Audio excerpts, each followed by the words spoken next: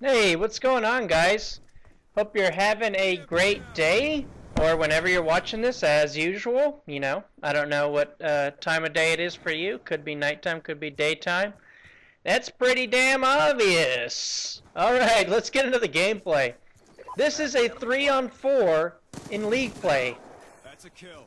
You're gonna see what happens, but I'm astounded by what happens, to be honest, because I was not expecting us to take the W. Now, whenever you go a man down in league play, you got to remember that nobody else can join the game, so it's very difficult to play at a disadvantage for an entire game. For maybe for like a small stretch of time, it's manageable, but it obviously depends on how good the other team is. But this was pretty. I felt as though it wasn't as difficult as it should have been. Had the guys on the other team been pretty good, but they weren't really that good.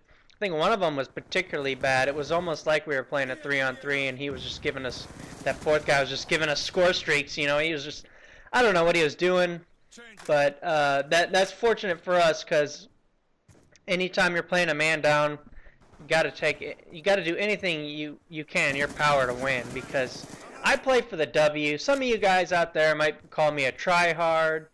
I don't necessarily always try hard. I'm not like, you don't see me head glitching behind everything, possible and camping and stuff. No, I play for the W. I like to move around, but I will definitely camp when needed. I wouldn't call it camping though. There's probably a better term for it, such as just strategically not moving as much or something like that. I don't know. That might be called camping, but whatevs. And in this game, my two teammates aren't particularly bad. I end up doing the best, but as far as score-wise and kill-wise, but that doesn't mean that I didn't need any help. I definitely needed a lot of help, and these guys came through in the clutch and really brought home the W for us as a team, and it was a beautiful game. It was a great way to end the night. It was my last game of the night. I hadn't really been playing too much. During the weekdays, I don't usually get to play as much because I could play more if I wanted to. The thing is just I do other things. So, and we'll get into that in another commentary. So yeah, that's this isn't the only thing that takes up my time. So I guess life's a balance, So I'll tell you what I'm using here. I'm using the MSMC. I'm rocking long barrel and quick draw, and that's a basic setup that you're gonna see in pretty much every one of my games. And the reason for that is, I'm assuming you don't know because I don't get too many views on the videos yet. So I'm gonna go over the reason why that is. I think the reason, for one, I'll go through both the attachments. The first one being quick draw. So why do I use Quick Draw? Quick Draw is probably the best perk it's one of the best perks for a submachine gun when you're playing competitive, because you have to aim down sight quicker. And when the reason I say that is because there are a lot of individual, like, one-on-one battles that can turn the tide of the game, and if you can't aim down your sight as fast as the other person, which by the way, I mean, obviously most of the kills that happen in Call of Duty are when somebody's aiming down sight, so not as much hip fire, although the hip fire is decent, and I will hip fire sometimes. Aiming down sight takes priority over anything else, so that's one thing I wanted to get across to you guys. So Quick Draw is extremely beneficial. I believe, I don't have the official stats on how good Quick Draw is, but I believe that it improves your aim down sight time. It improves it by 50%. So it takes 50% less time to aim down sight. At least I'm pretty sure that's what it was in either Black Ops or Modern Warfare 3. I can't recall, but they're pretty much all the same. You can see a huge difference in it if you just test it out for yourself. I highly recommend it, that you use it on both submachine guns and assault rifles in competitive gameplay. It's just a must. It's a necessity. And so my second attachment is long barrel, And let's get in. I'll get into that real quick. I'm just gonna fast forward this up so you guys don't have to wait because there's a lot of lag time here. I just putting up my sentry in that trophy, strategically placed. I saw that in a pro scrimmage, so I was like, well, the pros are doing it. Must be good enough for me. Anyway, the second attachment is long barrel, and that is only something I believe that you can find on something along the lines of an SMG or a pistol, because you can't get long barrel on a sniper rifle or an LMG or an assault rifle because they already have a long distance. You know, there's not much of a point. Distance usually is not the disadvantage of an assault rifle or any of those other weapons I mentioned. It's usually recoil or damage or fire rate or something like that. So on a submachine gun, if you can increase basically what you're doing is you're decreasing the number of bullets it takes to kill someone at a certain range. For example, if there are certain drop-off rates when, say, up close your SMG will take 3 bullets to kill somebody.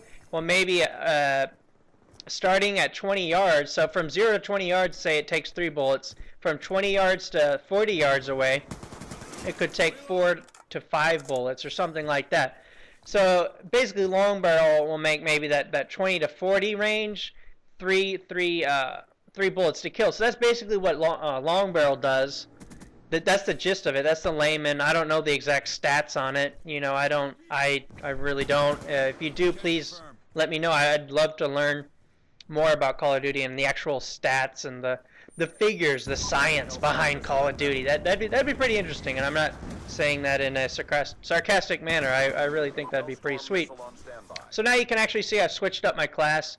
The reason I switched up to the AN-94 is not because I think that we need to play more defensively or something. I think that's that can be considered a downfall when you're winning. You don't necessarily need to play defensively just because you're winning.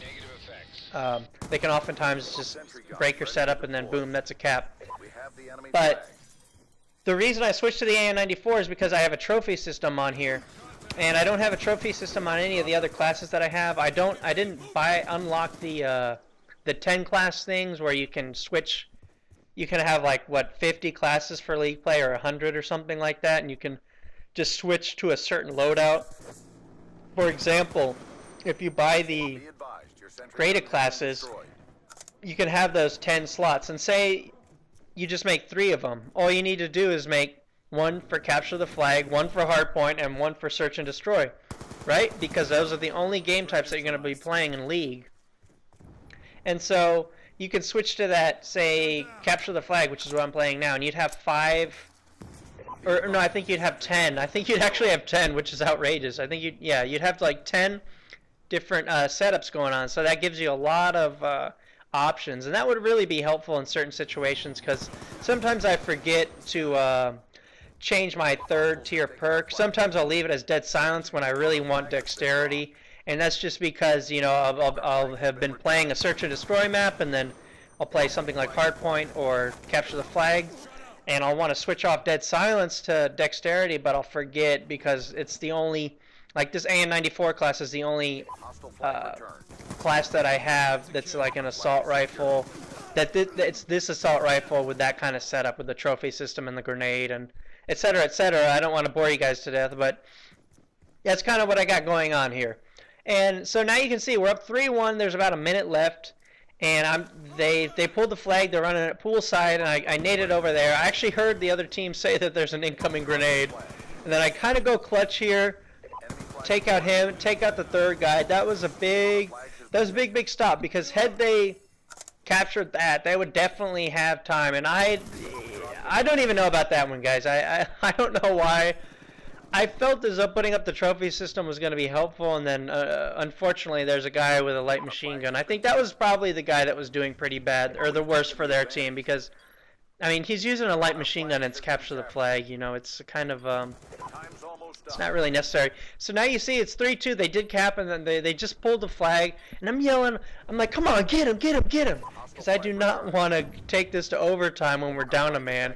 I thought we were pushing our luck, you know, if we went to overtime. Because especially since I didn't have any streaks. But as you see, We're about to win. They do not cap. Our teammates return the flag, and I will talk to you guys later. Take it easy, guys. Subscribe if you enjoy it, and like it as always. Take care. Bye.